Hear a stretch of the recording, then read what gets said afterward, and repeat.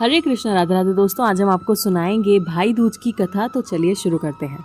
भगवान सूर्य नारायण की पत्नी छाया है। भगवान सूर्य और छाया के पुत्र और पुत्री हैं यमराज तथा यमुना जी। यमुना जी को अपने भाई यमराज से बड़ा लगाव था। वह उनसे बराबर निवेदन करती रहती कि अपने इष्ट मित्रों के साथ आकर उनके घर भोजन करें। काम की व्यस्तता के चलते यमराज जी बहन की बात को टालते रहे। कार्तिक शुक्ल पक्ष का दिन था। यमुना जी ने अपने भाई को भोजन के लिए अपने घर आने के लिए आमंत्रित कर वचनबद्ध कर दिया था। यमराज ने सोचा कि मैं तो प्राणों को हरने वाला हूँ, मुझे कोई भी अपने घर नहीं बुलाना चाहता।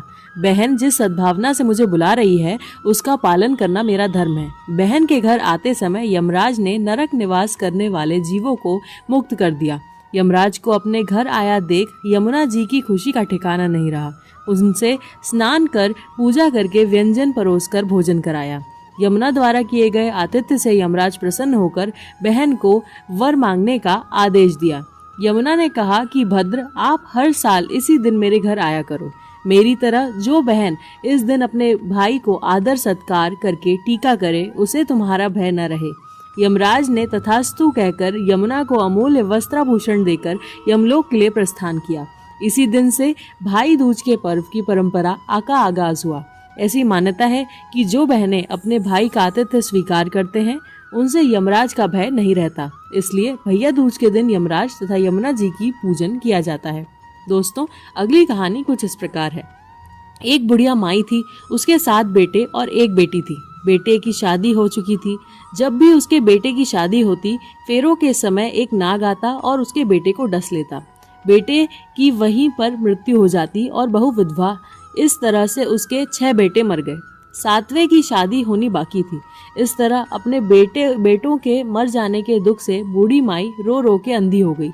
भाई दूज आने को हुआ तो भाई ने कहा कि मैं बहन से तिलक कराने जाऊंगा। माँ ने कहा ठीक है।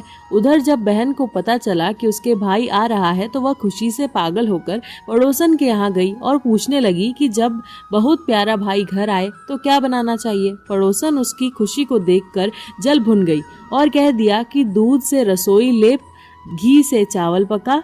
बहन ने ऐसा ही किया। उधर भाई जब बहन के घर गया तो उसने देखा कि रास्ते में सांप मिला। सांप उसे डसने को हुआ। भाई बोला, तुम मुझे क्यों डस रहे हो? सांप बोला, मैं तुम्हारा काल हूँ और मुझे तुम्हें डसना है। भाई बोला, मेरी बहन इंतजार कर रही है, जब मैं तिलक करा के वापस लौटूंगा तब तुम मुझे डस लेना। सांप ने कहा, भला आज तक कोई अपनी मौत के लिए लौट कर आया है क्या जो तुम आओगे? भाई ने कहा, अगर तुझे यकीन नहीं है तो तू मेरे झोले में बैठ जा। जब मैं अपनी बहन के से तिलक करा लूं तो उसके बाद तू मुझे ढस लेना। सांप ने ऐसा ही किया। भाई बहन के घर पहुंच गया। दोनों बड़े खुश हुए।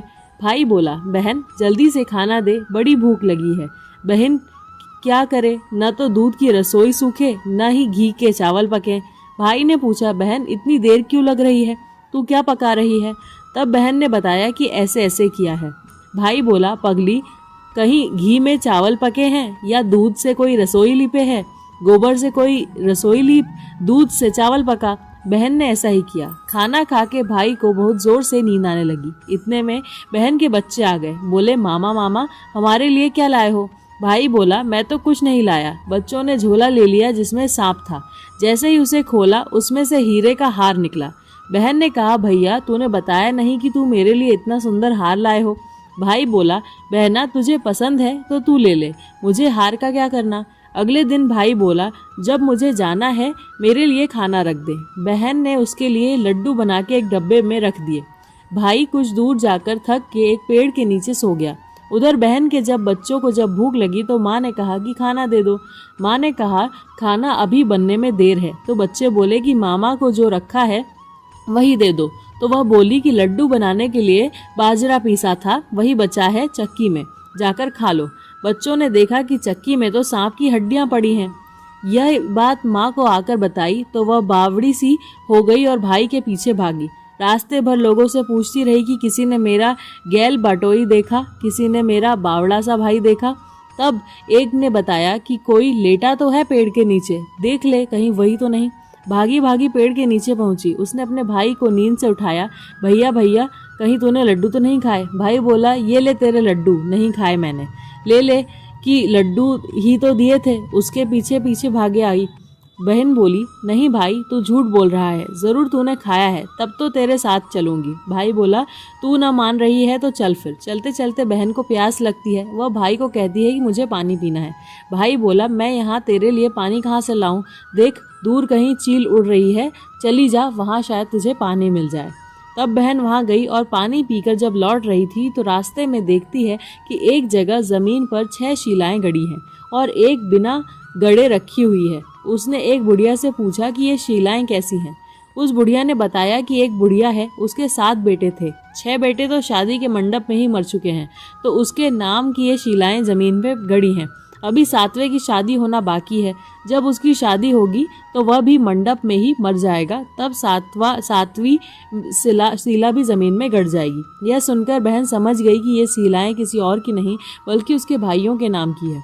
उसने उस बुढ़िया से अपने 7वें भाई को बचाने का उपाय पूछा। बुढ़िया ने उसे बतला दिया कि वह अपने 7वें भाई को कैसे बचा सकती है। सब जानकर वह वहाँ से अपने बॉल खुले कर पागलों की तरह अपने भाई को गालियां देते हुए चली गई। भाई के पास आकर बोलने लगी, तू तो जलेगा, कुटेगा, मरेगा। भाई उसके ऐसे व्यवहार को देखकर चौंक गया और वह कुछ नहीं समझ आया। उसी तरह दोनों भाई बहन माँ के घर पहुँचे। थोड़े समय के बाद भाई के लिए सगाई आने लगी, उसकी शादी तय हो गई।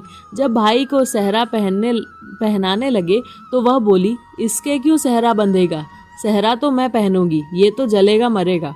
सब लोगों से परेशान होकर सेहरा बहन को दे दिया। बहन ने देखा उसमें कलगी की जगह सांप का बच्चा था। बहन ने उसे निकाल के फेंक दिया। अब जब भाई घोड़ी चढ़ने लगा तो बहन फिर बोली, ये घोड़ी पर क्यों चढ़ेगा, घोड़ी पर तो मैं बैठूंगी, ये तो जलेगा मरेगा, इसकी लाश को चील कौवे खाएंगे। सब लोग बहुत परेशान थे, सब ने उस घोड़ी पर भी चढ़ने दिया। तब बारात चलने लगी, तब बहन बोली कि मैं क्यों दरवाजे से निकलेगा, ये तो पीछे के रास्ते से जाएगा, दरवाजे से तो मैं निकलूंगी। जब वह दरवाजे के नीचे से जा रही थी तो दरवाज़ा अचानक गिरने लगा। बहन ने एक ईंट उठाकर अपनी चुनरी में रख ली, दरवाज़ा वहीं की वहीं रुक गया। जब लोगों को बड़ा अचंभा हुआ, रास्ते में एक जगह बारात रुकी तो भाई को पीपल के पेड़ के नीचे खड़ा कर दिया। बहन कहने लगी, ये क्यों छांव में खड़ा होगा, ये तो धूप में खड़ा होगा, छांव में तो मैं खड़ी होंगी। जैसे ही वह पेड़ के नीचे खड़ी हुई, पेड़ गिरने लगा। बहन ने एक पत्ता तोड़कर अपनी चुनरी में रख लिया, पेड़ वहीं के वहीं रुक गया। अब तो सबको विश्वास हो गया कि बावली कोई जादू टोना सीख कर आई है जो बार बार अपने भाई की रक्षा कर रही है। ऐसे करते करते फेरों का समय आ गया। जब दुल्हन आई तो उसने दुल्हन के कान में कहा कि अब तक तो मैंने तेरे पति को बचा लिया, अब तू ही अपने पति को और साथ ही अपने मरे हुए जेठों को बचा सकती है। फेरों का समय एक नाग आया। वो जैसे ही दूल्हे को डसने को हुआ, दुल्हन ने उसे एक लोटे में भर के ऊपर से प्लेट से ढक दिया। थोड़ी देर बाद नागिन लहर लहर कर आई, दुल्हन से बोली, तू मेरा पति छोड़। दुल्हन बोली, पहले तू मेरा पति छोड़। नागिन ने कहा, ठीक है, मैंने तेरा पति छोड़ा। दुल्हन बोली, ऐसे नहीं, पहले 3 बार बोल। नागिन ने 3 बार बोला, फिर बोली कि अब मैं तेरे पति को छोड़। दुल्हन बोली, मेरे पति से क्या होगा, हंसने बोलने के लिए जेठ भी तो होना चाहिए, एक जेठ भी छोड़। नागिन ने जेठ के भी प्राण दे दिए। फिर दुल्हन ने कहा, एक जेठ से लड़ाई हो गई और एक जेठ तो विदेश चला गया, तो तीसरा जेठ भी छोड़। इस तरह एक एक करके दुल्हन ने अपने 6 जेठों को जीवित करा लिया। उधर रो रो कर बुढ़िया का बुरा हाल था कि अब तो मेरा 7वां बेटा भी बाकी बेटों की तरह मर जाएगा। गांव वालों ने उसे बताया कि उसके 7 बेटा और बहुएं आ रही हैं। तो बुढ़िया बोली, अगर यह सच बात हो तो मेरी आंखों की रोशनी वापस आ जाए और मेरे सीने से दूध की धार बहने लगे। ऐसा ही हुआ। अपने सारे बहू बेटों को देखकर वह बहुत खुशी हुई। बोली, यह सब तो मेरी बावली का किया है, कहाँ है मेरी बेटी। सब बहन को ढूंढने लगे, देखा तो वह भूसे की कोठरी में सो रही थी। तब उसे पता चला कि उसका भाई सही सलामत है, तो वह घर को चली। उसके पीछे पीछे सारी लक्ष्मी भी जाने लगी। बुढ़िया ने कहा, बेटी पीछे मुड़ के देख, तू सारा लक्ष्मी ले जाएगी तो तेरे भाई भाभी क्या खाएंगे। तब बहन ने पीछे मुड़ के देखा और कहा, जो माँ ने अपने हाथों से दिया वह मेरे साथ चल, बाद बाकी भाई भाभी के पास रहे। इस तरह एक बहन ने अपने भाई की रक्षा की। दोस्तों, अगर आपको ये कहानी अच्छी लगी हो तो कृपया हमारे चैनल को जरूर सब्सक्राइब कीजिएगा। राधे राधे।